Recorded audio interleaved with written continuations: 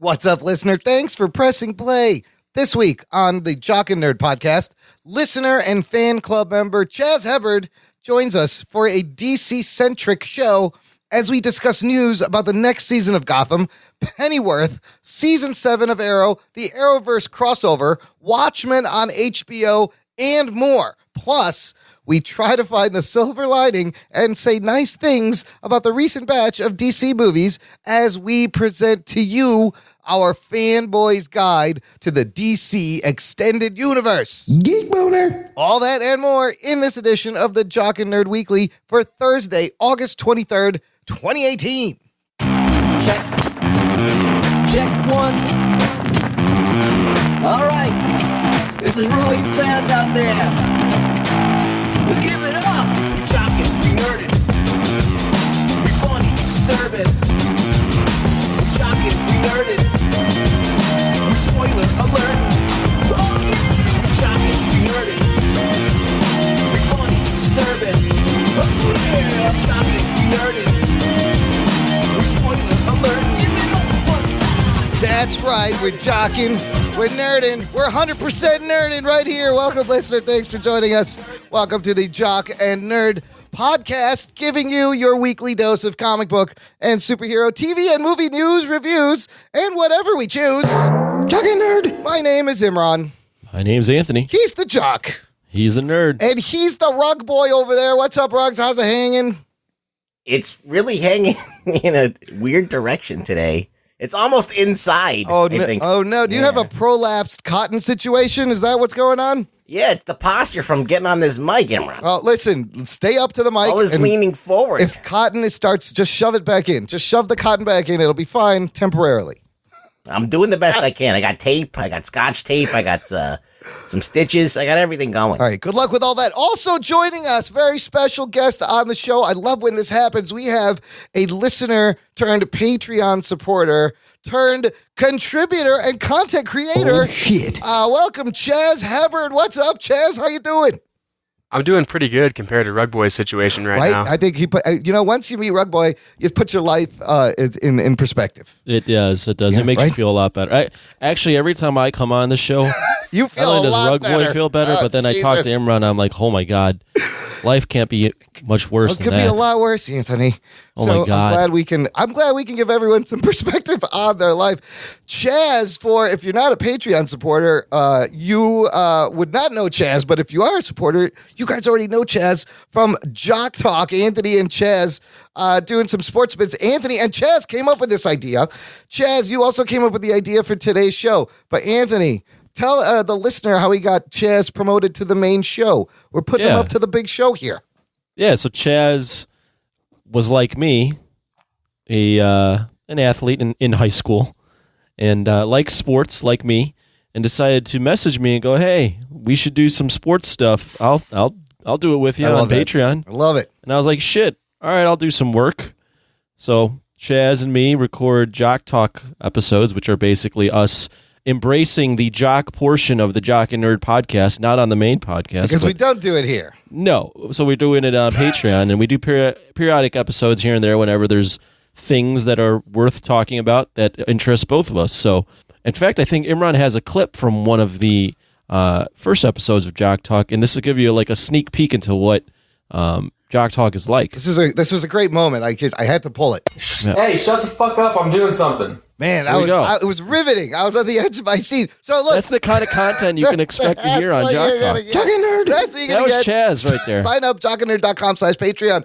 Chaz, man, first of all, thank you so much for listening, for supporting, for wanting to make content. What's this experience been like so far? Podcasting with Anthony. Like, I feel like we're grooming a podcaster here. Yeah, it's been pretty awesome. I've listened to the show for a long time and didn't get involved until recently because I was kind of scared of the internet in some ways, I guess. It's a scary place. Yeah. The internet can't fuck you. We've seen that already. Right, Yeah, exactly. yeah. That's why I am not on Twitter. Yeah, good move. It's been a lot of fun. It's nice to talk to somebody else about sports, and then some people listen and maybe care what we think about it. Yeah, the tens of listeners that we do have on Patreon seem to care. So we've decided that Chaz here deserves a step up to the. I don't even know if I'd want to call this the big leagues because Imran and fucking Rug Boy are at bat all the time, and that's not big league baseball at all. Welcome to AAA podcasting here. That's like worse than like T-ball. We're less independent than independent podcasts. I don't know what we are, but we're promoting you to the big show. Chaz, jock first or nerd first? Oh, so interesting. Same time, pretty much, Oh, really. get out of here. I like that. Yeah. So one of the reasons I like DC characters so much is when I was growing up, the things that were on TV were Justice League, Justice League Unlimited, Teen Titans. So that's the shit. Not just me, like all my friends watched at that time. But then we were also playing sports all the time because I'm from a little podunk town and there's nothing else to do. So I guess kind of simultaneously. Right on. Did that get you reading the comic books also?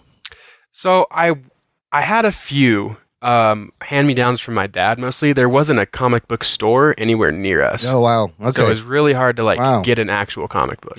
Cool. Well, look, so listener has seen the title. Kind of hinted at what the episode, yeah. Yeah, the listener has seen the title of this episode, and Chaz told me he's a DC guy, and he kind of had a great idea way back in April of 2016. If you go back and listen to the Jock and Nerd episode 96, we did the Haters Guide to the MCU because we were trying to be all funny and different and unique, and we're like, hey, let's flip this on its head. Everybody loves the MCU, but you can hate it just to prove a point. That was a fun show. We are going to do the reverse of that for the DC Extended Universe or Worlds of DC or whatever the fuck they're calling it this week. This one, though, may be a little bit more challenging than the Haters Guide to the MCU. I'm going to be honest with you, listener. If you are a new listener, make sure you check out our website and the show notes for this episode, jockandnerd.com/236. We'll have links to everything we talk about and how to subscribe so you don't miss a show. So we're going to be fanboys for this? Look, I want to take this word fanboy back also. This is not a bad word. It's in the most benign sense of the word. We are taking back the word fanboy because the lover's guide to the DC sounded weird. So I was like, what's the opposite of hater? A fanboy. Right. You know what I'm saying? Right on. So I get to be like Kevin Howland and just be super irrational about DC and actually like say the things that really don't make any sense and are absolutely untrue. You can know. We're going to be sincere and kind of. You have to come at it from somewhat of a truthful standpoint. Yes. We can't just bullshit. Exactly. I don't like that. I don't like being I'm not going to bullshit. So this is going to be very interesting. And in the news, we had a lot of DC news because, and I have a lot of DC TV news. Let's get to that right now. The Jock and Nerd Podcast. For the main segment, we're going to focus on the movies, but DC TV has a huge history going back decades, and that would be its own show if we were to include that. But let's start out by talking about, so we're going to love on DC later. I have a feeling we're not going to love on them in this new segment because we're going to talk about Gotham. I want to talk about Gotham. Chaz, are you watching any of the DC TV shows currently? I don't really keep up. No, whenever they come on Netflix, I'll binge most of the season. I used to watch Arrow and Flash religiously, though. Yep, me too, and I've kind of fallen off that. So Gotham is the kind of my guilty pleasure. Everyone knows this is the show of baby Bruce Wayne with all of Batman's villains and lore shoved into a time in his life when he's a kid. None of it makes sense. Season 4 ratings were not the best. Surprisingly, they got picked up for season 5. It's going to be a mid-season show, only 10 episodes. So it's a short season, and apparently they are throwing everything into this season. Allegedly, we will see the final journey of him becoming Batman, I guess, is what they're telling us. Now, set photos and rumors about all the villains they're shoving in there. There's photos of somebody that looks like the mutant gang from the Dark Knight Returns. That's sacrilege. Dark Knight Returns, Frank Miller's comic. I can't do this, Imran. Why are they putting... What? We don't have to talk nice things about it now. I'm saying... This is the news part. This is the news part. We haven't officially got to the Fanboy's Guide. Rug Boy's tapping out already. We're just discussing the fact that they want to throw in the Mutant Gang and possibly Bane in this last season of this crazy Elseworlds show that doesn't make any sense. Thoughts, anybody? Rugs, why is it sacrilege? Do I even have to explain this? Maybe. Dude, the dude doesn't even have pubes, okay? Yes. He can't be old man Batman. Right, doing the whole point thing. of the Mutant Gang was this was the That's future. The whole point of the Mutant Gang is that old man Batman, like 50-something-year-old Batman, with his fucking calcium deposits and his fucking bad back and his fucked up knees has to go out and fucking fight this guy in the prime of his life. Right.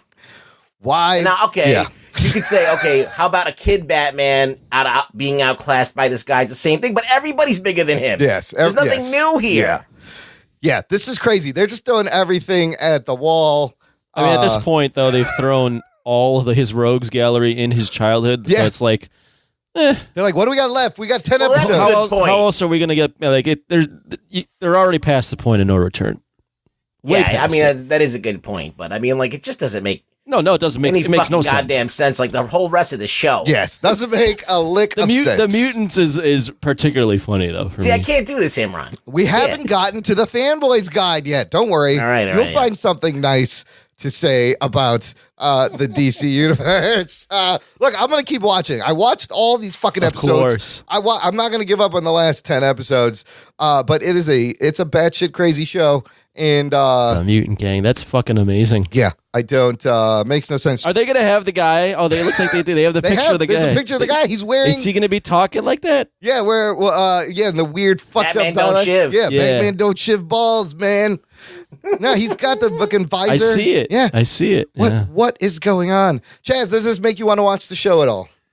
So yeah, I watch Gotham. Oh yeah. I think I'm behind, but as long as I can keep in my head that it's not Batman, it's like Earth 69 Batman. Yeah. Then I can deal with it. Nice. Yeah. That's You the see what I did sexy. there? That's the I see that. sexiest alternate Earth there is.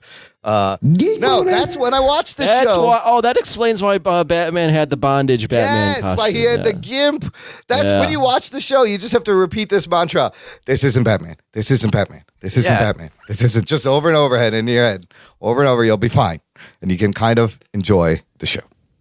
But I enjoy how Gotham looks, and I love all of the villains in that show are played very, very well. I mean, the actors are doing a great job. The performances are great. I do kind of love the Penguin and the Riddler, and Cameron Moynihan fucking kills it as Jerome and Jeremiah. Those three fucking rock it. They're awesome. Not bad. And then the kid that plays Bruce Wayne is terrible. Yeah. But Alfred's okay. I like Alfred too. But Alfred, he's not a very good butler. If you really pay attention. No, he's not. He lets Bruce get into all sorts of stupid shit. Like, what are you doing, Alfred? Again with this? I don't. It's just a fun guilty pleasure at this point. Listener, do you watch Gotham? If you want to let us know, get in touch with the show. Visit our contact page on the website, jockandnerd.com/contact. And you can find a link for our awesome Facebook group where Chaz hangs out and all of our listeners hang out and the conversation continues. It's called the Jock and Nerd Nation. Rug Boy is there. Oh, yeah. He's in the group right now. So sign up. Moving on to another Batman adjacent universe show that really doesn't need to happen. Remember we talked about the show called Pennyworth, that Epics? You guys heard of Epics? It's Alfred's story. It's a prequel to like the Gotham Alfred made by the same people. And there's some more details about this different take on Alfred. But first of all, does anybody want an Alfred prequel story? No. Is this even, was anybody asking for this? I don't know. Look, I mean, so this is the Alfred from Gotham? Well, it's the same showrunners. So okay, so yeah, I'd assume. So you think they'll cast like a young ass Alfred? They're looking for someone in his mid-20s. Oh my god! To have Alfred, and Alfred's trying to reconcile the kind-hearted boy he once was with the ruthless killer he was forced to become. Oh my god! And he's gonna Thomas Wayne will be in the movie. And so they have a relationship, and he's trying. And there's a love. I don't know. I don't know. I feel like they've already used up all the villains, though. It's ridiculous. Like, they could never do this. First of all, if they were going to do this the right way, they would make it about young Alfred in Gotham at its worst. Yeah. Before Batman shows up and before the Waynes were able to make their contribution, and him trying to kind of get into the Wayne family, and you actually find out what the Wayne family, Thomas Wayne and his wife and all that stuff, and how they were trying to clean up Gotham on their own. But it wouldn't be a superhero show. No, well, it'd be like a crime or like Gordon a drama. still in this show? Yes, he is. Ben McKenzie still on the show. He's still the lead? Yeah, I mean, it's an ensemble, but James Gordon is the main dude. Still married to Morena Baccarin also. She's still on the show also. Yeah, I don't know. I just Chaz, have you seen Metropolis? I thought Metropolis was a dumb idea, but it's actually not a bad show. No, I haven't seen that yet. They actually kind of pull it off, and there's like some nice world building of Krypton, 500 years ago, and it actually kind of works. Ruggs, do you agree with the Metropolis kind of work? Like, could this work in that way? Metropolis? Yeah, I mean, not Metropolis, fucking Krypton. Krypton. Yeah, I was like, Metropolis. But they're doing a Metropolis show also. But they fucked it up by putting in people from the modern superhero world into it. Well, they should have let it be its own thing. Time travel, yes. That was like a misstep. They shouldn't have done that. That's a big fuck up right there. Yeah, I see. It immediately pulled me out of the show, and I was like, I'm not gonna watch this. I was like, I don't want to know how it relates to Superman being there, unless they wrote it in a way where it made sense. Like Superman went back in time and wanted to see what Krypton was like, and he was secretly there, and he had no powers. That's what I said like a couple of episodes ago. But I think Krypton could have been a good idea. It's not like you can do anything if you do it right. Yeah, that's true. But the thing is that these people are so like small-minded, and the viewers are also so small-minded that they can't watch a show and have it be related without fucking shoehorning shit that doesn't belong there in there. Do you think at this point anything that's barely Batman related is enough? Like, is that what they're banking on? They're like, oh, I've heard of him. He's from Batman. I'm going to watch the show. Definitely. Yeah. I mean, it could be a great thing. It could be a great character. It could be a great story, but I know what they're going to do. They're not going to do that. They're going to do some other bullshit and put Batman villains in there that don't belong there. Like the long-lost great-grandfather of the Joker. Yeah. He's going to be the Jester or the Jerker. I don't know, whatever the fuck he is. But, like, they're going to do this stuff, and it's going to just be cringy. Like a Pennyworth and Thomas Wayne, like, teaming up together, and they're, like... they're fighting Ra's al Ghul. Yeah, some shit like that. Ugh, I don't know. Ra's al Ghul. Bruce already fought Ra's al Ghul when he was, like, 8 in Gotham. Oh, my God. None of it matters. Chaz, you said you're still watching Arrow. Did you watch last season's Arrow, season 6? No, I'm pretty behind on that too. There was some point where Arrow was kind of the least interesting character. Yeah, in Arrow, and I was like, I'm done with this. I'll agree. I watched half of season 6, and I really have no desire to go finish. And it became about the team, and it just I don't know what they were doing. So apparently, at the end of that, I'm just going to spoil. Spoiler alert. Whatever. At the end of that, he gives up that he's the Green Arrow and goes to jail. So season 7 news is coming out that their CW is going to be pushing the censorship limits on the CW because it's kind of like the Supermax, the Green Arrow Supermax story. He's in jail next to his most feared villains, people he put in there. They're saying people that we haven't seen on the show in a while. One of the quotes is like, imagine putting Batman in prison and the Joker is next to him. What would happen? This almost gets me kind of excited for season 7 of Arrow, and I may just jump back in on this season to see this, how they're pushing the censorship limits. I might check out an episode or two, but because this was like the idea for Green Arrow, his movie. Yep. Was Supermax prison. Yeah. So, I don't know if that made any sense either, but glad they didn't do that. It makes more sense in the series for him to do that. But my thoughts, I guess, on Arrow are I'll probably watch it all when they finish. Yeah. But they should be done already. Yeah. They didn't tell a story. They didn't plan a story with a start, a middle, and an end. And they're trying to stretch it out because people are still watching. So I feel like they should have wrapped this up already by now. I feel like they have. Yeah, Breaking Bad went out when it was the most popular. Yep.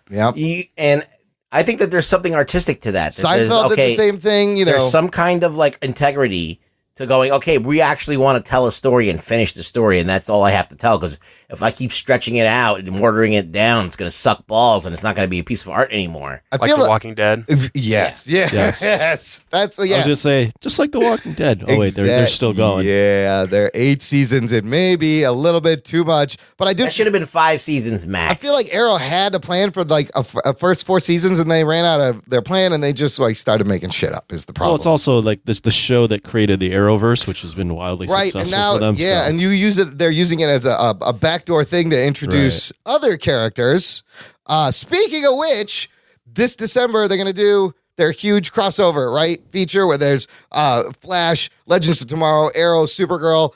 We already talked about how Batwoman is that's what's gonna introduce Ruby Rose as Batwoman, and now they've announced that Tyler Hoechlin Superman from Supergirl will be there, and Lois Lane will be introduced in the CW, and they're promising some epic Superman, Flash, Arrow fucking action scenes. Cool. That sounds like fun. I feel like their crossover got better from the first. The second one was better than the first one. I hear their crossovers are always, I've seen a few of them, but they're always usually okay, if not pretty good.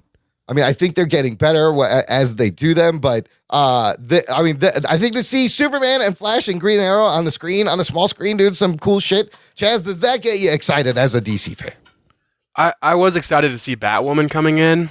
It's hard for me to watch the crossovers because I only have internet services. So they come on like Netflix at different times. Oh, you're a cord cutter, are you? Good for you. Fuck that cord. So it's a little hard to watch the crossover like right away. How do you watch sports? Well, I go to bars and stuff. Oh. He's of age. Damn, so all your TV watching is strictly on demand, what's available in streaming. Well, that's the thing that I always think about when you cord cut is that sports is like the one thing that keeps you from cutting the cord, right? Yep. Right. Yeah. Well, I think I technically do have cable, but I don't know if it's still on because I haven't checked in a long time. But I think it's bundled into my internet technically. Oh. So you're a streaming guy. What do you think of this DC Universe streaming service? Are you excited? Fuck Batman. Are you going to purchase this? Have you already pre-ordered this? Are you excited at all for this? Oh yeah, I pre-ordered it. Oh, you did? Really? Yeah, I did. Oh my God. They got a bunch of people. Oh, he's a real fan. Oh my Titans looks awful, man. They got. Oh, you take that back. It looks that's terrible. funny You take it back. I watch anything with Titans on it because of how much I loved that original animated show. Yeah, I don't think you're going to get that on. I think you're getting blood and guts and Robin crushing people's necks. I'm watching. Probably not. I mean, we don't know. He's going to be a little bit bitter. What do you mean we don't know? We saw the trailer. We saw He the steps one on part. some dude's neck. I like that. It's the sound effect. Yeah, it's a side of Hawk and Dove are like slicing people. Yeah, it's awesome. It's a side of Dick Grayson I never thought I'd see. Fuck Batman. So Chaz will be enjoying the Titans show, a Swamp Thing TV show, a Doom Patrol TV show that's going to spin out of the Titans, and Doom Patrol just added Brendan Fraser, the Mummy himself, as the voice of Robot Man, otherwise known as So Doom Cliff Patrol is Steele. animated? No, Doom Patrol is live action. He's doing the voice of So that this character. character's going to be CG. It's going to be probably some mocap, and apparently there's some flashbacks It where it'll should be be, him before he's Robot Man. It should be practical, and they should just like roll out a box painted silver. Just cardboard with like Yeah. marker drawing and like and then little, just have him talk and have like a red light on top. little styrofoam ears. Yeah. Chaz, are you familiar with the Doom Patrol? Very, very little. I know almost nothing about Doom Patrol. Ruggs, who can fill us in on the Doom Patrol? They're weird. I don't know too much. Well, they have Elastigirl, they got Robot Man, they got Flex Mentallo on there. It was like a Misfits, like Misfit superhero, like kind of like X-Men-y. It's like very Misfits. wacky. Yeah, it's their X-Men. There's a guy in a They're not wheelchair like- that leads They're not them. like the Justice League like caliber of. They're like kind of like I guess like the offshoots or like the C level or D level. And they're like more flawed, a little bit more flawed and real. Yeah, kind of. they have fun with their fuck ups and their personality and idiosyncrasies and shit like that. I've heard Doom Patrol is really good. I'm not really familiar, so Well, I think Grant Morrison wrote yeah, it. there you go. And that guy doesn't fuck around. He always fucking goes for some deep shit. And he probably added a lot of dimension to them. I did not read them. Yeah, I just know them from the periphery of being a comic book collector. So, but I know there was a really great run of Flex Mentallo that was maybe 15 years ago. But people still talk about it, how it was fucking awesome. yeah, they're wacky, and just the fact that there's going to be a Doom Patrol TV show it's a little crazy. Yeah. And Frasier's great. He's always really good and everything. I like He's him. just gonna be a voice. He's just so gonna, but well, I don't have to look at his stupid face. no, I heard there may be flashbacks of Cliff Steele before he becomes Robot Man. Okay. So you'll have a little flashbacky Brendan Fraser. So I don't have to look at his face all the time. Yeah. His fucking Brendan Fraser face. Next bit of news is about a DC show coming to HBO, and it's official. Damon Lindelof's adaptation of Watchmen is coming to HBO in 2019. This is crazy. I knew they were working on this. We kind of heard news about it, but then they made a pilot and they officially ordered it, and there's a teaser poster. I mean, is there even a reason for this? We have the movie. Yes. So here's the thing. Here's the log line. First of all, the show is set in an alternate history where superheroes are treated as outlaws. Watchmen embraces the nostalgia of the original groundbreaking graphic novel while attempting to break new ground of its own. It's not going to be an adaptation. It sounds like they're playing in the world of the Watchmen in present day. Lindelof said the issues will be remixed. He talks about it like music. He says, because the bass lines in those familiar tracks are just too good, and we'd be fools not to sample them. Guess who? There's who's starring in this show. Regina King, Jeremy Irons, Don Johnson, Tim Blake Nelson, Louis Gossett Jr., Yahya Abdul-Mateen II, and then a bunch of other people I don't really know. But that alone, that's a crazy cast for The Watchmen. I think putting it on HBO immediately lends a lot of credibility. Well, here's the thing. Game of Thrones is ending. Yep. They need their next big show. Also, there'll be in 2019, there'll be a new season of Game of Thrones and Veep and some of their other shows. But could this be their next, like Westworld, their next Game of Thrones? I mean, it depends on what it is. I mean, if it feels like a retread of the comic, or if it feels like it's like actually like in bad taste of the comic, right, or like actually disgracing the comic, I think that people are going to pull away really fast. So, Damon Lindelof? I don't know. Chaz, are you a fan of The Watchmen?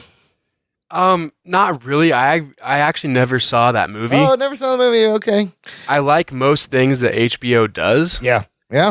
So I probably will like this, but I don't really know what to expect since they're not doing the comic. They're not doing a translation of that. That's interesting. I would recommend reading the comic. It's why call it Watchmen? Well, I feel like they're going to deal with like the daughters and the kids of these characters in the original. It sounds like they're living in that universe. It should be called like Who Watches the Watchmen? Or something like that. But then, that's a good point. But they'll reference the original heroes, like the old school 40s that are in the Watchmen. But okay, Damon Lindelof. Here's the thing, Damon Lindelof for me. Yes, I know you're gonna say is an interesting name because he's obviously Lost. Yes, but he's also like Cowboys and Aliens, Prometheus, Star Trek Into Darkness. Some very like controversial stuff. Yeah, not controversial in that it was like racist or anything like that, but more just like people either really liked it or really didn't. Well, he seems to drop the ball a lot. Well, I feel like you watch Lost, right? Great series, but this is Lindelof's go-to. I feel like you just like set up things, put out weird questions, and kind of never answer them. Yes, that's Prometheus to it. Yes, that's Lindelof. That's the whole fucking season of Lost. You can't watch that he show thinks again. That's interesting and provocative to like introduce all of these ideas and then nothing ever pays off. Yes, it's fucking annoying. You have to actually, it's weird. You can't just sit there and ask all these questions and get everybody thinking, and then just tell them to go fuck themselves. Exactly. Here's my thoughts real quick. Yeah. Watchmen, the name, okay, you have my interest because it's just Watchmen. Mm-hmm. Damon Lindelof. Okay, now I'm like, what the fuck? I don't know anymore. HBO. Yeah. I'm like, oh, okay, HBO. So it's like kind of like this weird effect of like, there's a dip in the middle. I'm liking some of this, and I'm not liking some of it. But you're right. So he did Leftovers for HBO. I watched the first season of that. It was all right. It was kind of slow. People seemed to like it. It really wasn't for me. But HBO doesn't make shit for the most part. So there's when HBO backs something, they're putting. Their brand is big. I mean, they're gonna throw millions of dollars on this, and they're gonna want this to be like their next big thing. They've had things that didn't catch on. Oh, absolutely, absolutely. But they'll throw it out. You there. remember all the things that do catch on. Yeah. When it hits, they hit hard. Oh shit, it hits. So especially for us, since me and you caught up on Game of Thrones like 6 to 8 years after it became popular. Just in time. It hits. Even later on. It hits. And that will always hit. You watch that. It's like chlamydia. Yeah. It's going to hit. It'll always come back. Yeah. You never leave it. Never quite leaves you. It's just like chlamydia. Just like chlamydia. HBO, just like chlamydia. HBO, just like Moving chlamydia. On. Last bit of news. This is the only non-DC thing, but I thought this is really interesting. I am super pumped for Tarantino's next movie, Once Upon a Time in Hollywood, set around, I'm going to get this right this time, the Charles Manson, not Marilyn, Charles Manson murders of Sharon Tate. And the cast of first of all, is nuts. But I didn't know that the character of Bruce Lee was also involved in this movie. He has just cast Mike Moe, officially joined the film to play Bruce Lee in this fucking movie. Do you think there's going to be a fight sequence? Well, yes. Here's the thing. Really? Yes. Well, there's going to be a training sequence. The reason Lee is involved in this story is that he was close friends with celebrity hairstylist Jay Sebring, who was one of the victims brutally killed by the Manson family in Tate's home. Sebring helped Bruce Lee land the role of Kato on the Green Hornet. And so Sebring also hooked up Lee with Steve McQueen. Bruce Lee trained Steve McQueen, and they have somebody playing Steve McQueen in this movie. So there's going to be a Bruce Lee, Steve McQueen training montage. I have a quick question for you guys. Yes. Because, Tarantino does his, he's had, Inglourious Bastards, which had real life people in it. Yes. But it was hyper, it was a hyper reality. Yes. Some of that stuff never that didn't happen. Yeah. So is he going to use like Bruce Lee and like these murders, which were very, very, very popular? Yeah. Is he going to make an accurate story? Probably or is he going to make a hyper stylized story with Bruce fucking Lee's character in this? Tarantino is not a guy to get hung up on historical address. I mean, it's a really interesting idea, and you got to hand it to Tarantino for being so smart. It's like he's going to go. Yeah. He's going to pick a time where there was a lot of cool celebrities around. Yep. Bruce Lee's around at this time. Steve McQueen. You got the Beach Boys. Yep. You got Brian all Wilson. these different. Yep. You got all of these different famous people who probably hung out and partied because there was a big party scene, especially with the Beach Boys. Yep. They were having all kinds of shenanigans going on. So it's an interesting thing. Like, I can make a movie and have all of these legendary people in the movie. Yeah, the Manson family, they took over. Yeah, they took over use Brian, this Manson Brian thing Wilson's as a backdrop. house. Yeah. So let me read the I don't know if you read the cast. Yeah, holy shit, this is an amazing cast. Mike Moe, Yeah. who's Bruce Lee. He was on the Inhumans. Yeah. He's joining Brad Pitt. Yeah. Leonardo DiCaprio. Jeez, the girls from '90s must be just like so wet right now. Margot Robbie, Dakota Fanning, Emile Hirsch, Burt Reynolds, Al Pacino. So the people from like the '60s and '70s. Oh, yeah. If they still can produce liquid, are now wetting shit themselves. coming out of my hands. Kurt Russell, Timothy Olyphant, James Marsden, Luke Perry, Tim Roth. That's a crazy cast. And oh my God, and there's probably more crazy fucking cameos. Wow, I cannot wait. Chaz, you a Tarantino fan? Are you excited for this movie? Yeah, I'm gonna watch the shit out of it. Django Unchained is probably one of my favorite movies of all time. I love that movie. If this is his last film, he's going out with a bang. This is his 9th, so there may be one more. This might be the second to last. Oh, okay. He said he was going to make 10. I mean, for me, you don't get better than fucking Pulp Fiction, Reservoir Dogs.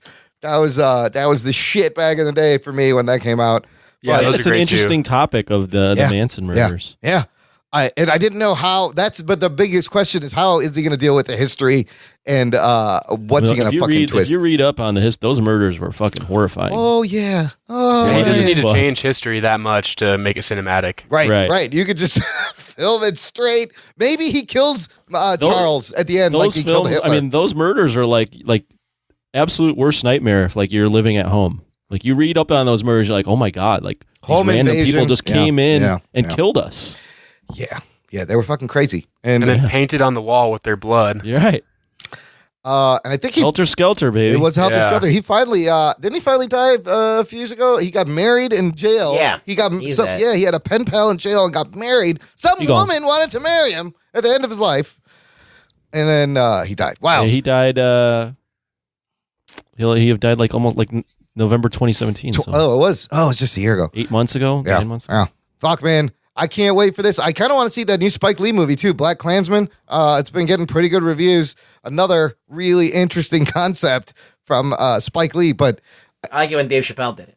Oh yeah, when he did It was the best. black One of the best fucking That's the white right, black the black white the black supremacist. white supremacist. That's right. He didn't know he was So black. great. He already did. Yeah, it's like, what are you doing, Spike? Come on, think of something. Yeah, this is not original, but this is apparently No, it's based on a real based on story. true story. Yeah, I know. the guy did it. That shit looks cool. All right, look, we're gonna take a quick break. I'll play some promos, and we're gonna come back and actually try to say something nice about DC movies. Will we be successful? Find out after this. After these messages, we'll be right back.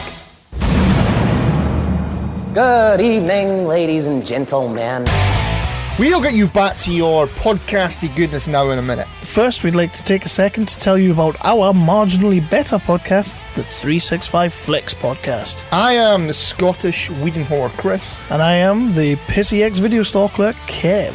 And we bring you the latest movie and TV news, reviews, and rants. All that and a bunch of top fives that you really will not care about. Subscribe to us on iTunes, Libsyn, and all other third-party podcasting apps. And on top of all that, you'll get free access to our indie talk. You'll hear us speaking with directors, producers, actors, comic book creators, and artists about their experiences. Don't forget to drop us 5 stars and follow us on the Facebooks and the Twitters. Told him not to go in the water.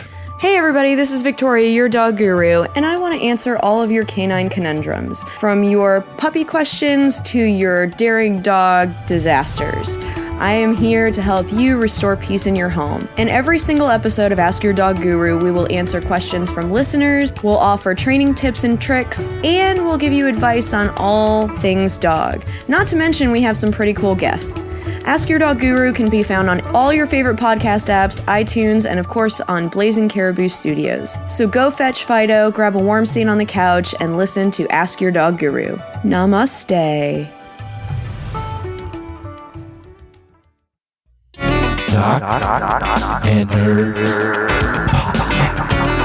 Listener, thanks for listening. If you've been enjoying the show and you want more show, you got to sign up to the fan club. Visit jockandnerd.com/Patreon, where you can support the show on a monthly basis and get an exclusive RSS feed, a whole other podcast full of lovely bonus content, post shows, instant reactions to movies. Like we mentioned earlier, we got, 5 episodes of Jock Talk, fellas? Yeah. If you like Chaz Hubbard. Yeah.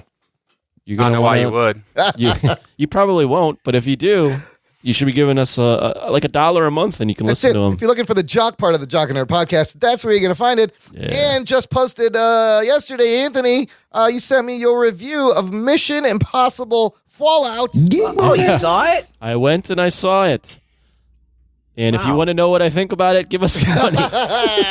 Look, let's tease him by saying, is that not a fucking satisfying action movie? Here's the only thing I'll say. I watched that movie and I went to myself, I gotta watch the Mission Impossible films. Look at what I don't know what the fuck I've been missing. Yeah, it's a fucking sick movie. In Rug Boy we trust. That's right. Rug Boy was right. He's been trying to turn us on to the MI movies for years. That's all I got. I don't want to. I want you to listen on the Patreon. Jaslington, you seen Fallout yet? I have. I loved it. Right? It's fucking amazing, dude. Cruz is a maniac and highly recommended. Sign up and you'll get all that stuff. Okay, jockandnerd.com/Patreon. Let's get to the Fanboy's Guide to the DC Extended Universe. So like I said earlier, this is a companion piece to Jock and Nerd episode 96, The Hater's Guide to the MCU. It's us. Hate. Yeah, we're going to be opposite. We're going to attempt to say nice things about the DC Extended You should play universe. like a saxophone with like sexy time music. In the background. Hey DCU, how's it going? We've been harsh on you, but before we begin, I want to know from Chazaraza Ding Dong there, Chazers, what is it about DC characters that you like, that you connect with? I mean, that's just what I grew up with. Mm-hmm. So, I like Spider-Man too, because I did see the Amazing Spider-Man and the Spectacular Spider-Man cartoons that were on. But I think when I was growing up, we had Batman the Animated Series, Superman the Animated Series on Boomerang. Yeah. So those were in syndication. And then we had Justice League Unlimited, Teen Titans, There was a show about Crypto, the Super Dog, for a while. Yeah. Like, that's just what was on TV with all those DC characters. Yeah, so that was, you had no other choice, so that was your introduction. That's great. That's kind of like why I'm a huge Spider-Man fan, because I just remember Spider-Man since I was little. Like, I had a Spider-Man garbage can, a Spider-Man toothbrush holder. Like, even before I could read, my parents were buying me Spider-Man things for some reason. And continued through. 42 years later, I'm a big fucking 12-year-old with a giant Spider-Man behind me. So to put the parameters on what exactly consists of the DCEU or the worlds of DC or whatever they're calling it, I'm going to give you a little rundown of DC on the big screen because they have a long history of making movies, longer than Marvel, but in different eras. So 1951 is the very first DC movie to come out, Superman and the Mole Man, and it's theatrically released. Okay, sorry, hold on. Theatrically released. Sorry, I got distracted. Let me reset. It was the theatrically released. You're not cutting that, you son of a bitch. Fine, I'll leave that in. What it was the pilot for the Adventures of Superman TV show that they released in the theater. And so then you get to really the Superman years, 1978 to 1987. Chris Reeve, Superman's 1 through 4. And during this time, they put out a Swamp Thing movie and a really bad Supergirl movie. Then in 1989, Warner Communications merges with Time Inc., making DC Comics a subsidiary of Time Warner, and Warner Brothers starts making all the DC movies. Batman 89 comes out, of course, which starts the Tim Burton, Joel Schumacher Batman years, 89 to 97. Then you move into the late 90s. There's no franchise, and they really don't know what they're doing. So they put out Steel. That was Shaquille O'Neal, right? That was like mid 90s. Yeah. Late, and then Catwoman, early 90s, and then Constantine with your Keanu, and it isn't until 2005 Chris Nolan releases Batman Begins. We get into some really good Batman years, 2005 to 2012. Oh, but during this time also, they're putting out V for Vendetta, which I still have not seen. I heard it's very good. I need to watch that. It's long, but it's good. It's long. Superman Returns, which is a mixed decision on that one.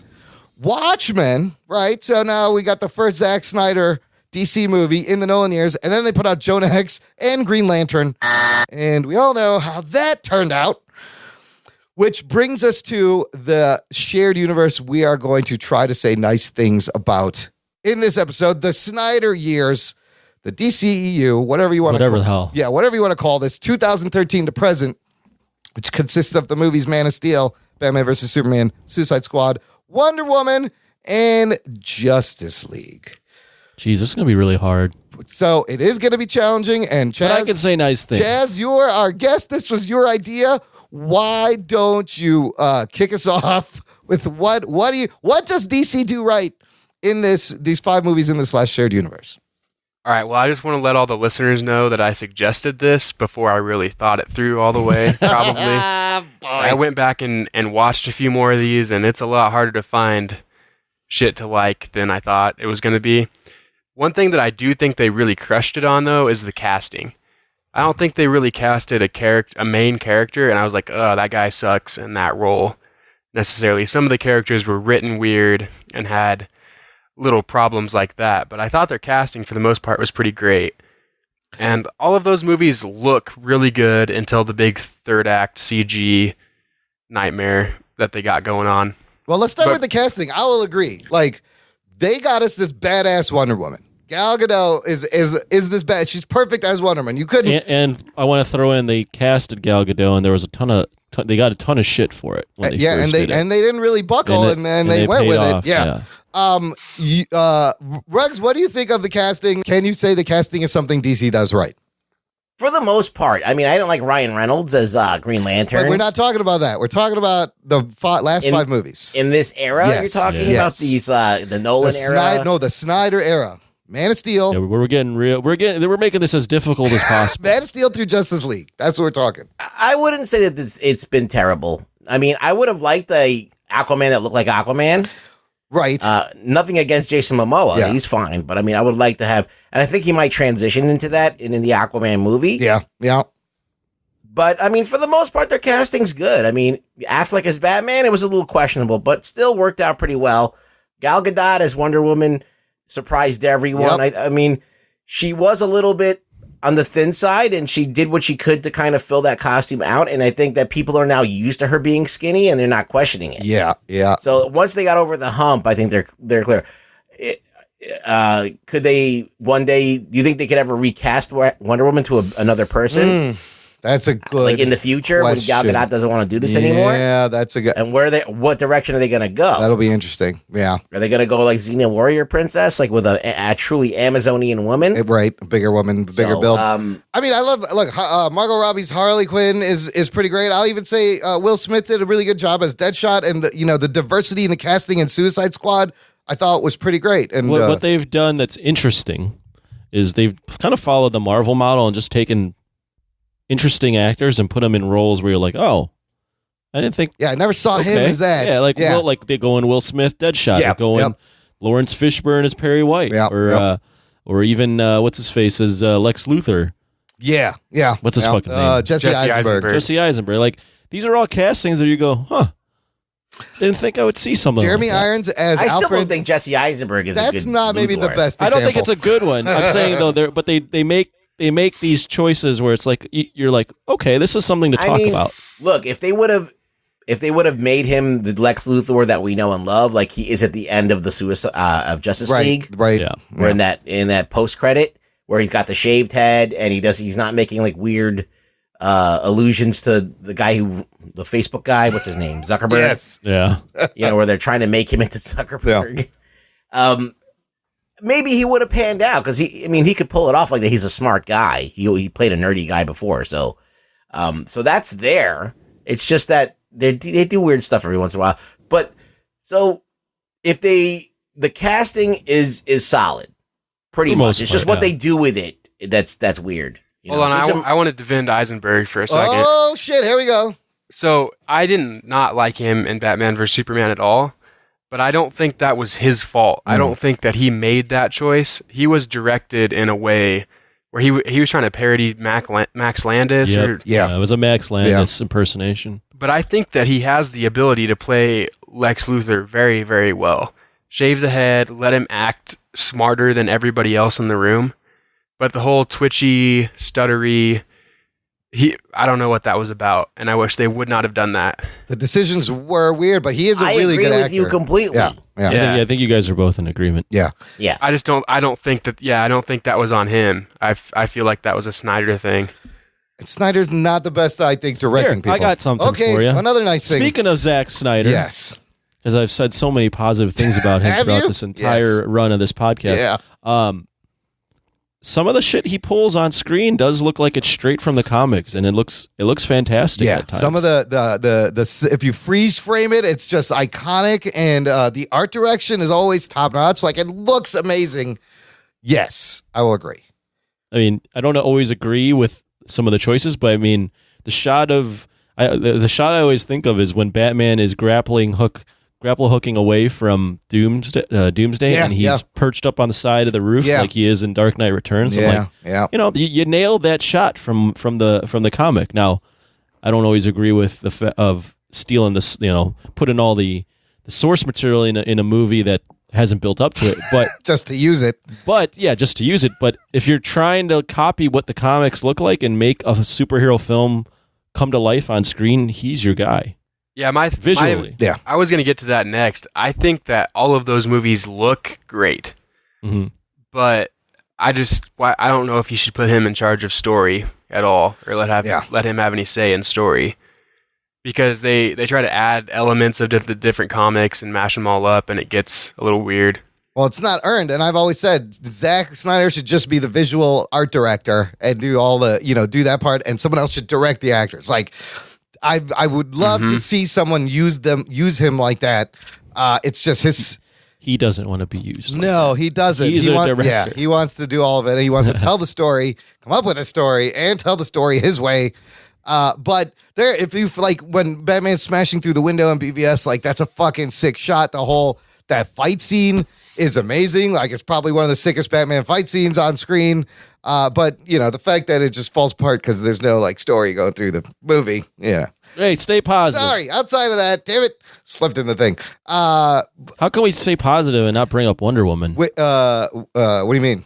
Yeah, as in that movie. Yes, the movie, the best DCEU movie there is. Well, not only that, one thing I give them credit for is getting the female lead directed by a female movie out first before Marvel. Yeah, they got that. That was just as big as like what Black Panther did. That is the biggest feather in their cap, in my opinion. Is they Marvel was what 8 years into their run when Wonder Woman came out, 8 or 9 years, and hadn't released.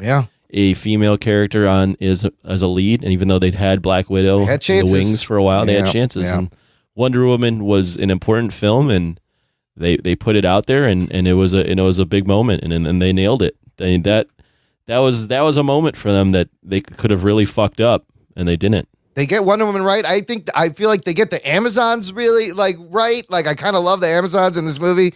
And aside from the third act, plot issue, I think they tried to make an earnest film with Wonder Woman. Yes. They tried to embody the comic book to a degree. They did do this period piece, which was weird, but barring that, they really tried to stay true to the essence of Diana. Like they had Themyscira, they had the gods, they had her basically her thought process and how she wants to use her love for humanity to try and to be the most important thing to her, and that she wants to kind of protect that and be kind of like the warrior for these people.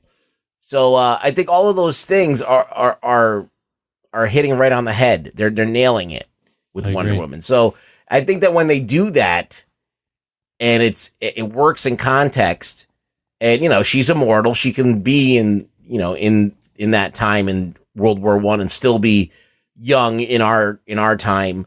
So it all works out. They thought about it more than they did some of the other things with Zack Snyder, where he had more basically control over throwing this and that stuff out. So I think that Wonder Woman's their strongest thing when you compare it to the comic books and the essence of the comics. I mean, they also, in Wonder Woman, had a moment in there it's going to live forever in terms of superhero No film. Man's Land. Oh yeah, when she comes out on No Man's Land, No Man's Land. They nail her character right then and there, and from that point on, you're sold. You're in this movie. This is the movie. This is it. It's great seeing her figure out, how evil men can be, and being thrown in that great, world. But it's also great that she's just so optimistic. Yeah, she's like, no, we're gonna stop this. Right. And also, look at what they did with Steve Trevor. That is a hard character. It could easily go wrong, and Chris Pine didn't overshadow her. He was really good in it, perfectly supported, and very they worthy. Had good chemistry too. Great actual physical chemistry. A you worthy know Steve something that's Trevor. Weird? I was watching some interviews of them together, and she looks at him like she's still possibly fucking. Oh shit! Nice. She's married and has 2 kids, but she gives him the look every once in a while. Hey, you can really, still window shop. Yeah, I think she's definitely shopping.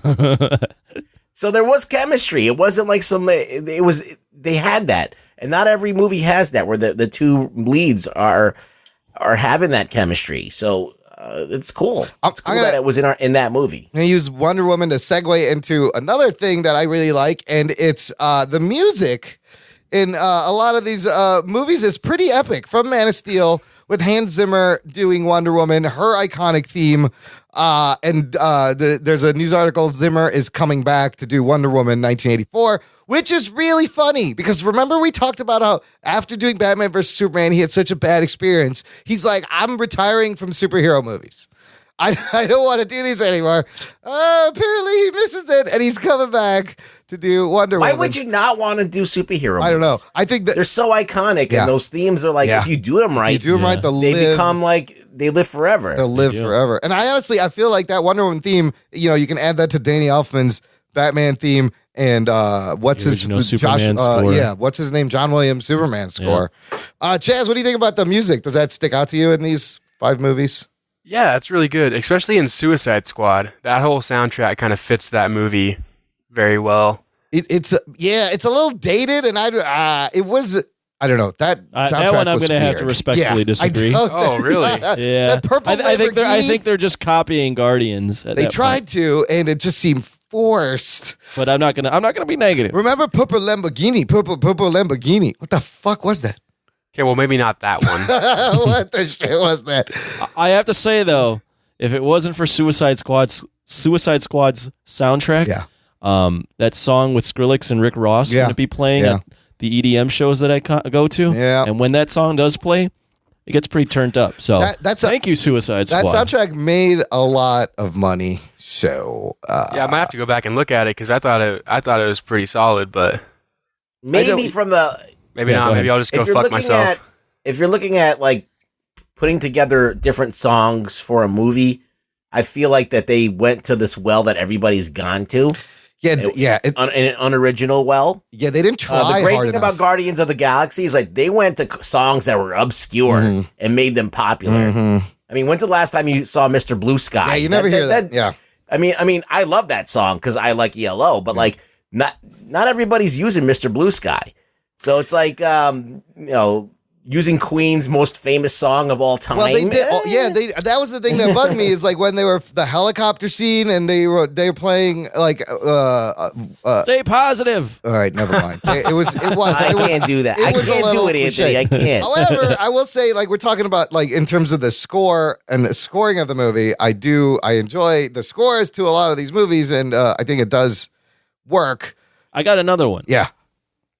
Although he's been directed the wrong ways, I think we saw hints of what he could be if he was given the right proper direction. I think Henry Cavill is not a bad Superman. He is not. I think he's good. He's very good. He just hasn't had the chance. I think there was a good start with Man of Steel. Was probably like it was not a bad start. It had a few, dumb choices and character issues, but Cavill nailed it. It's just what they made him do and how they made him act.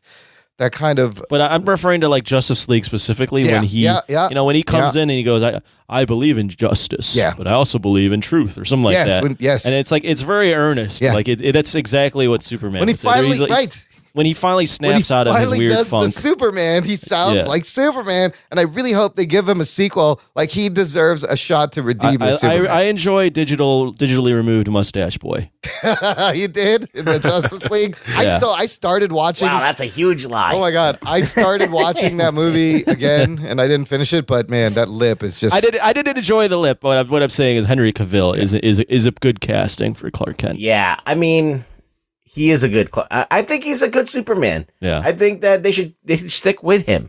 I just think they should get someone who can write Superman properly to write the script. There you go. My problem with him is he plays Superman pretty well, but Clark Kent is just too hot and not nerdy, and he still feels like the alpha in the room all the time. So that's a little bit of a problem. I didn't like his Clark Kent much. Yeah. But as Superman, it's hard to make really a guy that's Superman. 6'4", though, right, with broad shoulders. I mean, but Christopher Reeve pulled it off. Look at how Chris Reeve did it. That was perfect. But like, I think that the body type's a little bit different. Like Christopher Reeve was like he was ripped, but if he was wearing baggy clothes, you wouldn't be able to tell. But Cavill is so much more jacked than him. It's like he's got about 30 pounds on him. That's the thing. I'll also say that the Clark Kent, the role of Clark Kent, I won't say is impossible, but it almost is like it doesn't make any goddamn sense because there's no fucking way in hell that the guy just puts on glasses and you're not going to recognize. Nobody notices. Like there's just no way. Like and he can't. Like he's got to be a physically imposing person. And when you're that big, it's hard to not stand out in a room. Nobody notices. Look, as far as Man of Steel, I will say I do enjoy how they handled Superman as an alien. How they really made you feel for him that he's isolated. I mean, I thought Man of Steel accomplished that. That's why it was a good start. And it taps into the immigrant story. So the Clark Kent bit you could kind of let go because you do see him more as just. They should have made him a little bit more disheveled. And like a different kind of guy, like the straight-laced, super nerdy guy in a suit. I don't know if that works. Yeah, no, I don't know. I don't think it does. So he wears J. Crew sweaters and shit, and it's just you're like, this guy's way too cool. Yeah. But also, I will give him credit for making Lois Lane not a damsel in distress, really. They kind of gave her something to do, and she wasn't one-dimensional. To an extent. In Man of Steel...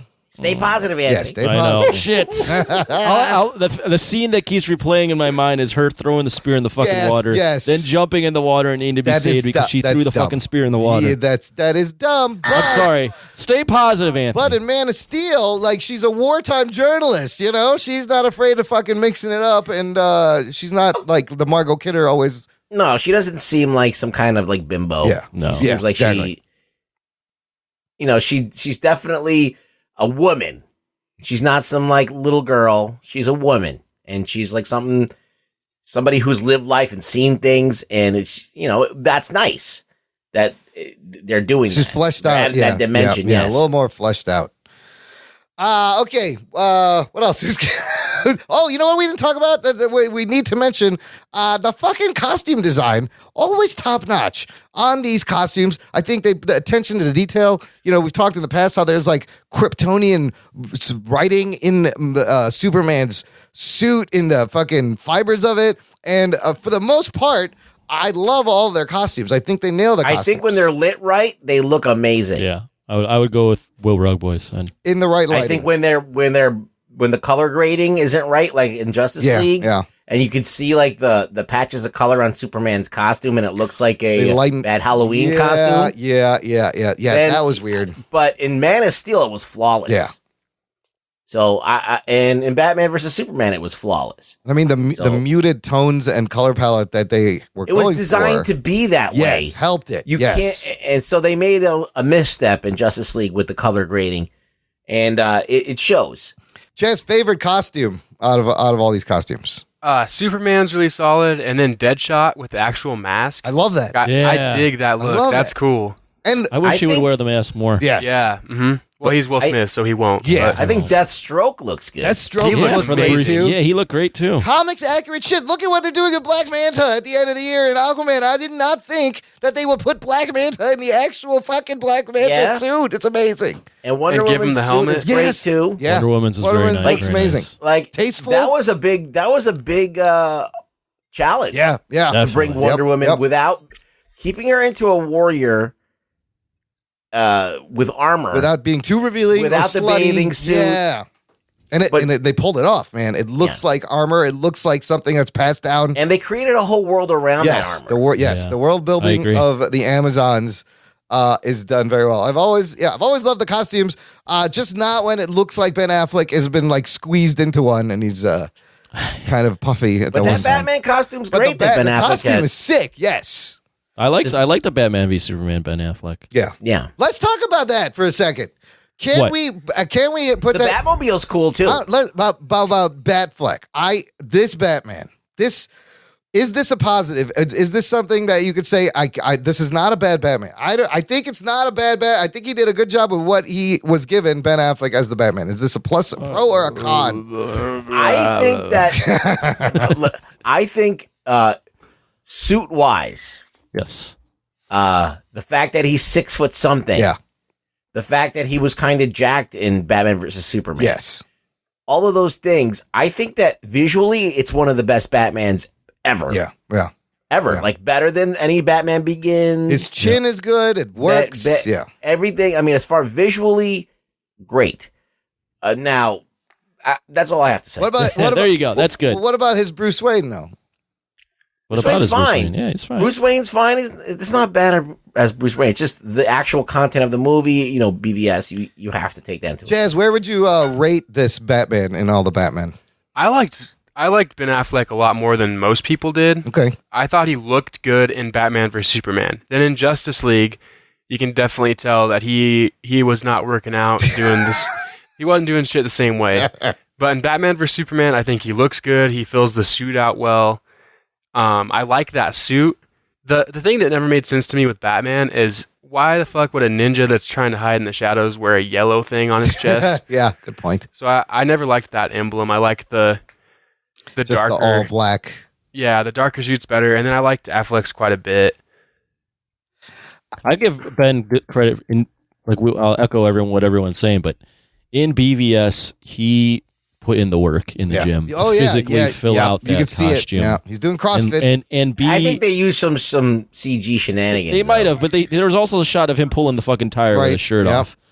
Yeah, I think that's where the CG's kicking in. Well, whatever they did, they nailed it because they wanted to make a Batman that was imposing and fucking intimidating. And he was physically intimidating. And he was, like, the way they showed him initially where he's just in the shadows and he's crawling, up in the ceiling, like, that's kind of the scary Batman you always wanted to see. I even kind of liked in the beginning of Justice League, that whole Parademon scene.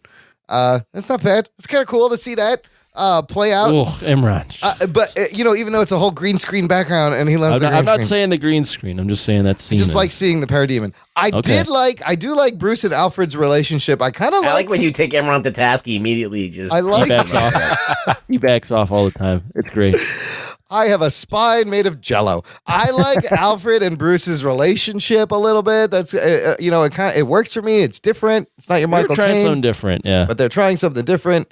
I mean, he's basically just calling the shots. Yeah, he's loyal, but he'll jump in and do the shit, No, I'm saying like Alfred's like manning the mission. Oh, right. Yeah. Alfred's his like guy in the chair. Guy in the chair. He's the guy in the chair. Guy in the chair. I'm the guy in the chair. I'm the guy in the chair. Can I be the guy in the chair? Chaz, what else you got? What else did they do right?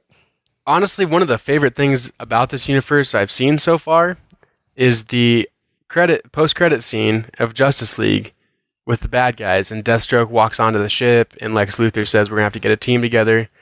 Like that, even though I just watched something I wasn't crazy about, I got pumped again. Isn't that sad? Next movie. That's like the best part of the whole movie. That's a movie that we're probably never going to get. Yeah. So that post-credit scene really dangles something for you. Dangles a carrot for you to be like, hey, I'm going to come back and see what happens. Maybe they have a plan after all, which they don't.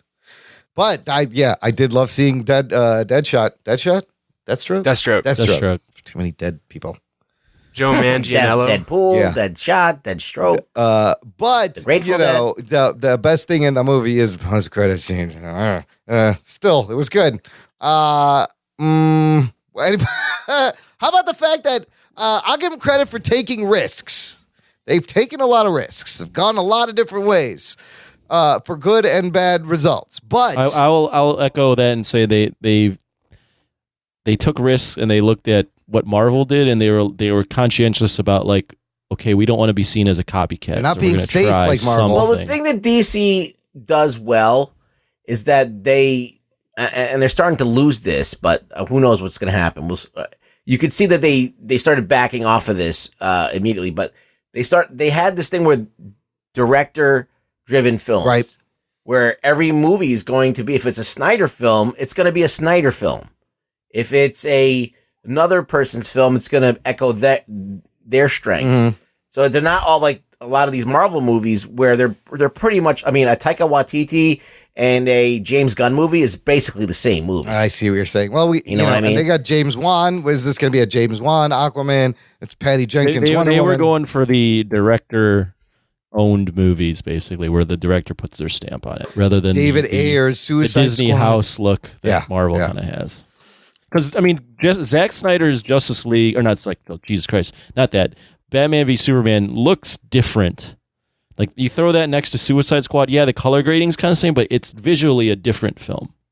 It's directed totally differently. Yeah, well, yeah. Like, the way that Zack Snyder creates, like, these moments and, like, these very kind of almost like a music video. It's, like, poetic in the way he does it. And then you go to Suicide Squad where it's just, like, very straightforward. And there's not a lot of, like, imagination to it.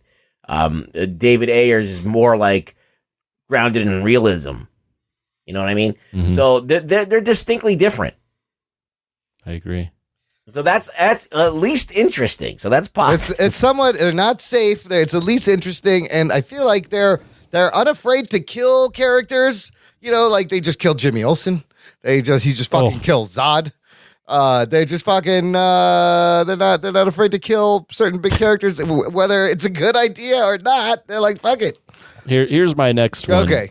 To kind of transition this, the movies that are coming out, I'm not mad at. Okay. Oh, so they the have trailers that I've looked at, like Aquaman, Shazam. Yeah. they both look like films I'd be happy to spend some money Listen, on. they have and check potential out. from the future. They have good stuff in the pipeline. And they got can Wonder only Woman go 2. up from here. They got that new Joker film. Yeah, they got the Joker origin. We'll get to that might be good with Joaquin Phoenix. Yeah. So they have potential for the future. Have you seen how difficult this is? This is very hard. Chaz, what else you got? You got another one? Boy, I think we're almost out of them. Yeah, we're running out. I think that's it. I just want to say though, like most of these movies, while they weren't great and most people did not like all of them all that much, none of these movies missed by that much. There's a couple things you can change in all of them and make a pretty good movie out of what's already there. Some are closer than others. Yeah, it's just key decisions with characters, really. Yeah. Right. Yeah. So, like in Batman vs. Superman, if you just took out just the Martha thing, just take that out, and then you could probably just take Lex Luthor out and have you pretty much have the same story if you just take Lex Luthor out. Mm-hmm. And then that movie is considerably better than trying to make this weird, crazy Lex Luthor fit in there with a plot that doesn't make any sense. And why does he hate Superman? We don't know.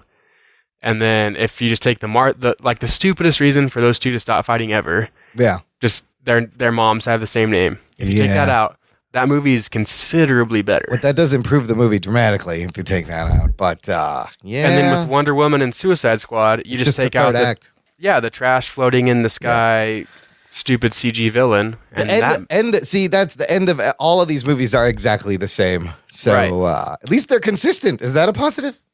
And then with Man of Steel, if you just take out the destruction porn third scene of everything blowing up, that movie's a lot better. Well, but that movie also has just, his Pa Kent telling him, no, don't save me. It's fine. I'm just going to die. You're good. Don't save anybody, in fact. Just hide. I feel like that movie works better as like a one-shot alternate universe Superman than as we're going to start our universe with this. Yeah. But yeah, that was weird. The whole Pa Kent thing, telling Superman to never use his powers. Look, but on the other hand, they did give us a hint of some cosmic shit, some the Krypton shit from the beginning. Very well designed, well handled, and like this allusion to this whole space world out there. That could be picked up later. That could set some stuff up. I am now going to remain quiet. I think we're done. So let's move into what's next. What we're expecting, like we said, at the end of this year, we're going to have Aquaman. I think we're all pretty excited for Aquaman. Some people, though, still think it looks like shit. Even from the trailer, I don't know. That Black Manta sold me. I was like, holy shit. It's going to be douchebag Aquaman, but I'll be along for the ride. And then Shazam, which was kind of surprising because it actually had color and humor and it was lighthearted. And then, of course, Wonder Woman 1984 and that Joker origin movie that's probably going to launch a DC dark, whatever, with Joaquin Phoenix. And that has a crazy cast, too. Zazie Beetz, Mark Maron, Brian Callen. What are you most looking forward to, Chaslington? Aquaman, I guess, by default. Yeah. That Joker movie might be cool, but if you're going to make a Joaquin Phoenix Joker movie, don't make a Jared Leto solo Joker movie. Well, do one or the other, not both. That will get confusing. And I have hope for these, but I still feel like they don't have a plan because they have in development movies like Nightwing, The Green Lantern Corps, Lobo. They announced Supergirl. What happened to Flashpoint? Green Arrow rumored. There was that Batgirl with Joss Whedon, and then Birds of Prey and all the Harley Quinn movies. And Suicide Squad 2, is that even still happening? No one is sure. They have a director, but they said Will Smith has to finish filming Bad Boys 3 and Bright 2, and then he can get back to the Suicide Squad 2. So one movie this year, and I like that. I feel like they should just make one or two movies a year. They don't need to copy What they Marvel. need to do is just focus on making a good movie. Yeah, let's start there. Don't think about world building. Don't think about how this ties into anything else. Don't think about the next 15 films. Just make this one good, and then make the next one good. That's all you have to do. Just make good films. I mean, that's how I watched I have to give credit to this YouTuber Brown Table. They do some good video analysis. Yeah. And that's why the Arrowverse has worked out the way it was, is because when Arrow was first put out, it wasn't concerned about building a universe. No. It was just concerned itself, about Arrow. Yep. And then they made an Arrow show, and then they backdoored Flash, and they they tested Flash. Yep. And then they were like, oh, he's gotten a good reaction on Arrow. Let's make his show. Yeah. And then they've kept following that formula of, okay, let's test this character. Mm-hmm. You know, so it's different, obviously, on TV, but just make a good show, a good movie. So I think I read somewhere James Wan said that Aquaman really does have no connection to any of the universe. He's like, I wanted this to be just a fucking Aquaman story, and it shouldn't. You're right.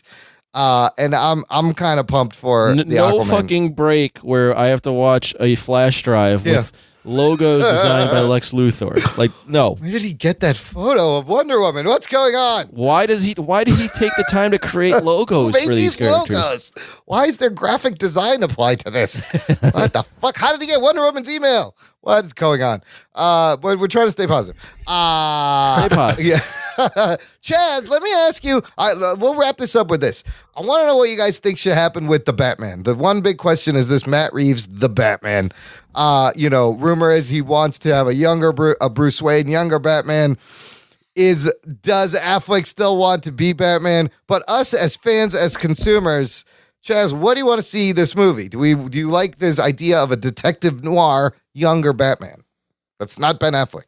Ooh, my honest answer would be I don't want to see this movie. Oh, okay, interesting. I want them to put Batman away for 10 years, and if you have to have a Batman quotation marks title, make Batman Beyond, and then put somebody young in there that's not Batman, so we don't have to think about him the same way as Batman. I would like to see Michael B. Jordan cast as Terry McGinnis, maybe. Oh, interesting. That's cool.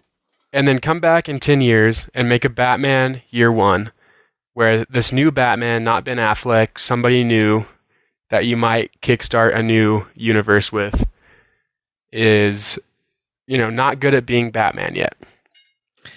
And then also, I think one of the main things that makes Batman interesting in the comic books is that you get to hear what he's thinking all the time. So find some way to give him some kind of a narration, some kind of an internal monologue that you guys can follow, and then you can see him be a detective better. Yeah. And you can see him fight in a better way. Like if they did something where, like they do in Sherlock Holmes. Oh yeah.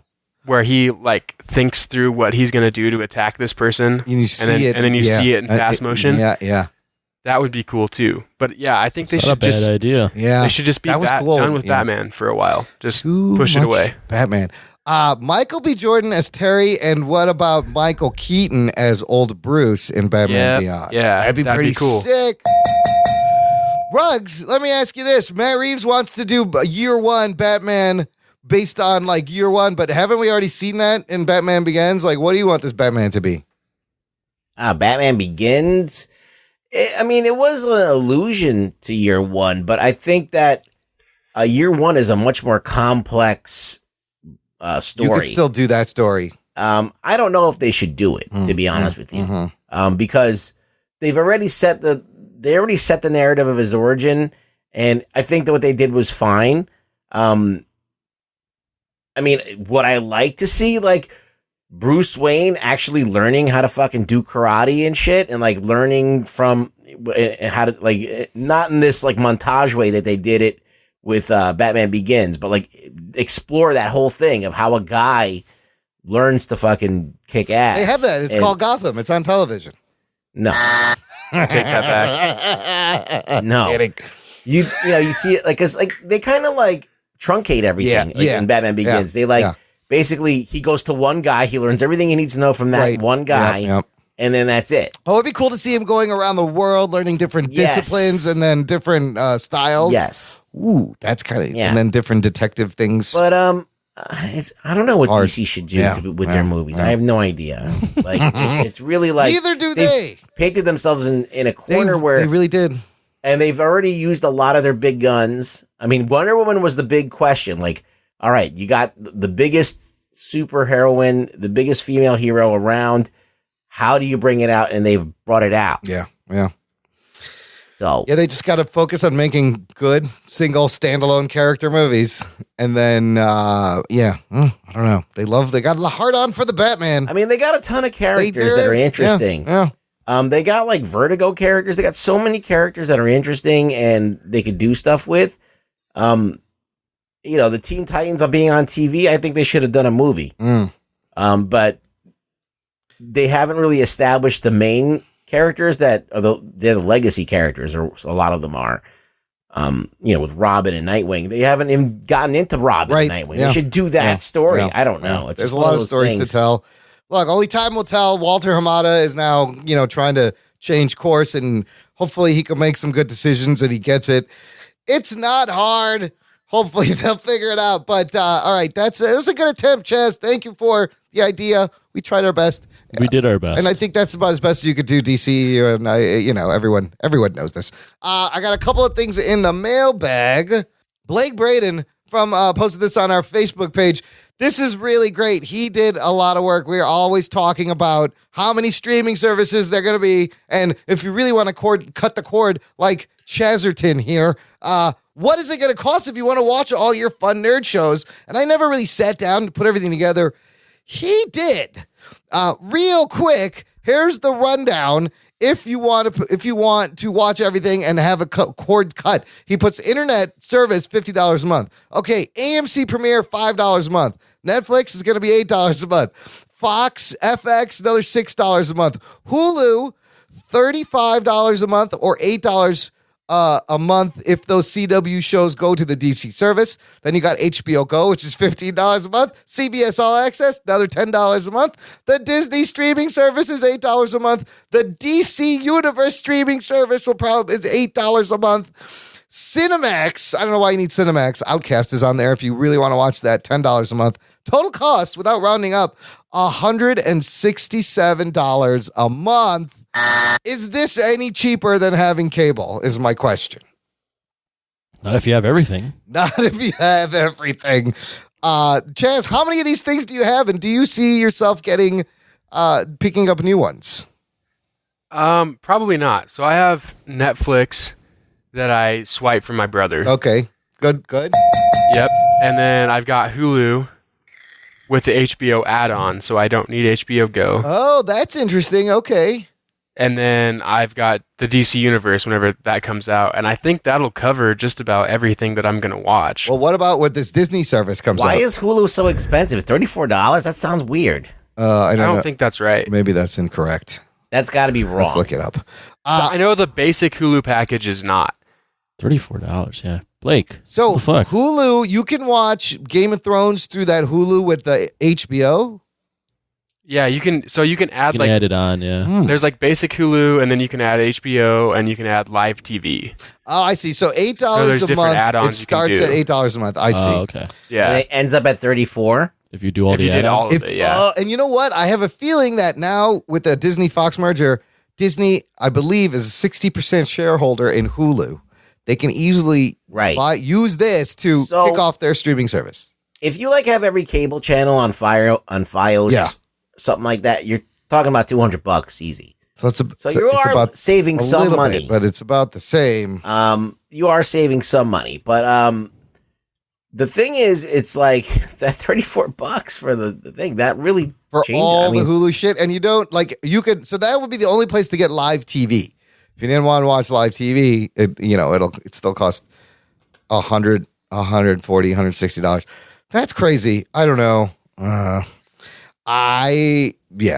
What do you pay, Imran? Well, when we moved, I completely cut back my whole thing. I don't have HBO anymore, and now it's like $67 a month. I just have internet and basic cable. Yeah. Oh. But then I also have I pay for Netflix. I borrow Hulu. I borrow the Amazon and the HBO stuff when Game of Thrones comes back on. I don't know what the fuck I'm going to do. I'm going to have to find it. I'm going to have to find it somewhere or just pay for HBO Go again. So it's a predicament. And then when Disney starts their thing and they got original Marvel shows and all the movies and Star Wars is going to go over there, what the fuck? I'm going to have to pay for that. So think about it. You're paying $60 a month now. Yeah. You add another $15. And then you add whatever the Marvel thing is. Marvel and DC shit. Yeah. That's another $16. Yeah. So what does that take you up to? Like $100? Sure, probably. I can't do That's not that much for cable. I guess that's not horrible. Cord cutting may be more of a thing. Here's the thing, though, about all these is it's What's a cell phone bill, you know? Yeah. It's getting so spread out that I feel like a lot of these are, especially like Netflix is going to lose a lot of stuff. Yeah. Yep. So like everything's so spread out, like everything's thinner now. Yeah. Yeah. So it's that streaming is not. It's not as worth as much because everything's thinned out on each service. It's not new stuff. It's just kind of spread Well, it's out. not that. It's just that you're not getting. It's not a one-stop shop. No, you have not to anymore. like go to different things. So you have to be a really big fan of like DC, or you have to be a really big fan of what CBS produces, or Star Trek, HBO, HBO. Yeah. Like so, it's gonna to have this many streaming services. It already feels like it's gonna burst. So that start like CBS All Access, we talked about they're gonna have Jean-Luc Picard come back in a Star Trek show, and Discovery season 2 has like Anson Mount is in it, and Spock. They cast a guy named Spock, so they're really counting on their Star Trekkies to pick up the CBS All Access. But the other thing is, I think we're gonna start to see like bundles. Like somebody's gonna buy a bunch of subscriptions for cheap and bundle it and sell the bundle. That may be a business we can start, listener. Well, even not to be too jockey, but ESPN just started their own streaming service. Yeah. They have ESPN Plus now. That's like I believe $3.99 or $4.99 a month. But I mean, they're putting live events on there. The UFC is going to be on there. They've got baseball. They've got different sports. Disney owns that too, don't they? What's the magic number that you think you would comfortably pay to have everything? So I pay $100 a month for cable. I mean, we split it, but it's around $100. Yeah, I mean, the magic number would be if you can give me everything for less than $100. I'm good. I mean, that's still a lot of money. Yeah, that's still a lot. I mean, I'm still used to. That's just. I'm that's still like paying cable. That's like a $1,200 a year that they're getting out of you. Yeah, you know, Chaz, don't miss just like flipping channels, like the sense of discovery. Like I don't know what's on. What's this? What's this fucking thing? I'm gonna check this out. Like that shit sucks. No, you know that's for noobs. That was the fun part of watching TV. I'm out on. I have cable and I don't flip around. Well, and I'll be honest, all those channels I don't watch fucking any of them. But there was a time. I mean, I watch the fucking DIY network. I will watch that once in a while. I'll watch some random shit. Like the other day, I was flipping and they had cornhole on ESPN. And holy shit, was this some high-end fucking bag games? Like these guys did not fuck around. Every single one went right in the hole, or they would like build a wall around it. I have never seen people play cornhole. It's called the World Cornhole Association. I go bags. It's bad, but it's actually called like the American Cornhole Association. I know. It's cornhole. But I was just like, holy shit, this is on ESPN. I never would have watched it's that. Like pop or soda. Yeah, Coke. Everything's Coke. Coke, yeah. I go Coke too, actually. Jazz, pop or soda? Pop. Jazzlington, where do you live? I'm from Colorado. I grew up in this little bitty farm town that's in the corner of Colorado that borders Kansas and Oklahoma. Holy shit, you're from the sticks, aren't you? Yep, out in the middle of nowhere. Is that where you are right now? No, I live in Pueblo. Oh, which that's is right. South Central Colorado. Ah, better internet. South Central, baby. South Central, represent. I'm jealous you're in Colorado. I may have to come visit you. Colorado's amazing. For one specific reason. I'll let you fill in the blanks. Chaslington? It's not visit Chaz. I'll visit Chaslington, but Colorado. And then he'll visit a friend named Mary Jane. Yeah, yes. Chaz's friend, Mary Jane. I hear she's very nice. That'll happen here soon. Hopefully. Yeah. Has it not yet? I thought it had. They got dispensaries. Here we have them? Yeah. Oh, yeah. You can go to a doctor and get a thing and go to the dispensary. Absolutely. It's not quite recreational. But see, I was gonna say when I went to Nevada, it wasn't like that. That's different. I went to the store. Yes, that's what I'm waiting for here. We don't quite have the store yet, but I just gotta find my Dr. Feelgood. I gotta find me a Dr. Feelgood who will write down the right words on the right piece of paper for me to visit these. If you know someone. Yeah, it's not hard. Listen, my back hurts. My back hurts. That Give me laugh. My Grips knows what I'm talking about. Okay, well, one last piece of email from Joey Austin. He says, I'm a week behind podcast-wise. A lot of people seem to be behind. It's fine. It's the summertime. Take your time catching up. I'm a week behind podcast-wise. I really think Jock and Nerd needs to have their own movie awards. Jock and Nerd! I call them the Stanleys or Stan Lees. Best movie, best actor, best TV show, best director, best geek boner. Geek boner. Moment, best fight scene, best costume design. The possibilities are endless. I would suggest the nation nominates with Jock and Nerd executive nominations with the podcast crew picking the winners. Just a suggestion. I kind of like this idea. It's fun. It's a lot of work. It is a lot of work. So that's the thing. It's a lot of work. Nation, if you present us with nominations and categories, we could pick out winners, but it is a lot of work. It's like producing like the fucking Oscars. Here, let me do a I'm gonna go off topic. Okay. But it's not on the show notes. But I gotta give a quick shout out to the members of the National Felty League. What? That's right. Our fantasy football league just conducted its draft. Oh, shit. Okay. I got a quick shout out. Chris Williams, Daniel Nosker, Jess Rivera, Joey Swintek, Jose Gonzalez, Matt Miller, Matthew Lawrence, Ray O'Neill, Raymond Swanson, Roberto Rivera, me, Bill Vincent, Blake Braden, Chaz Hubbard, Chris Williams. You guys are all in the league, and it's about to be on. I'm pumped. Yeah, me too. We are fighting for stickers in the National Felty League. The NFL, the National Felty League. I love it. Suddenly you got my attention. Yeah. Okay. Nice. Well, Anthony, I'll let you handle the updates at the end of the show as the season progresses. I will update. Good stuff. Our draft was very well attended. I mean, half the people weren't there. Three other people, including myself, just auto-drafted, so the enthusiasm was just overflowing. Sounds like an amazing event. Sounds like what Jocks do. Yeah. All right. Well, at least Anthony, you like set your shit to auto draft, so it automatically just did it. If you were a person that just didn't show up and we had to wait 2 minutes for your computer to auto draft, fuck you. There you go. Gotcha. I have no idea what any of this means, but it sounds like a lot of fun. Auto draft. Right on. Way to, again, Jock and Nerd Fantasy Football League are words I never thought would be put together and come out of my mouth. It's officially now the NFL. The NFL. I like that. National Felty League. Yeah. Well done. Ruggs, do you approve? Rug boy approve. Hey, I feel like that's good. I feel like I like to be involved even though I'm not involved. There you go. Right on. All right. Well, look, that's the show, man. Chaz, thank you so much. Congratulations coming up to the main show. You're welcome back anytime. Do you have anything to plug for the listener? What do you want them to do? No, I don't have anything to plug. You're supposed to tell them to sign up for the Patreon. Oh, yeah. Sign up for the Patreon. You can listen to me and Anthony talk about sports shit with sincere opinions, not just bullshit that we're trying to create for ratings. So that's cool. Yes. And then you can hear us compare tequila to concussions. There you go. Oh, tequila and concussions. I like that. Yeah, similar. The effects of tequila are very similar to a concussion. Oh, I see. Okay. Wow. So I kind of know what it's like to get a concussion, I guess. Yeah. Drunk a lot of tequila. Ruggs, where can the listener find you online? You can find me online. No, you can't find me. No? Well, you can find me in the nation. And you can find me on Twitter at ReallyRugBoy. That's right. Join the Jock and Nerd Nation. You can find us at Jock and Nerdcast on Twitter. Make sure you subscribe. That's how you get new episodes delivered automatically right to your device. And of course, as always, tell a friend. Spread the geekery. Let's grow this kingdom of felties and just nonsense. Thanks for listening to the Jock and Nerd Podcast. My name is Imran. My name's Anthony. He's the Jock. He's the Nerd. We'll peep you next time.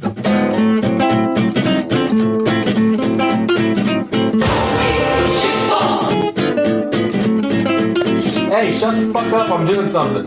Boom was waiting.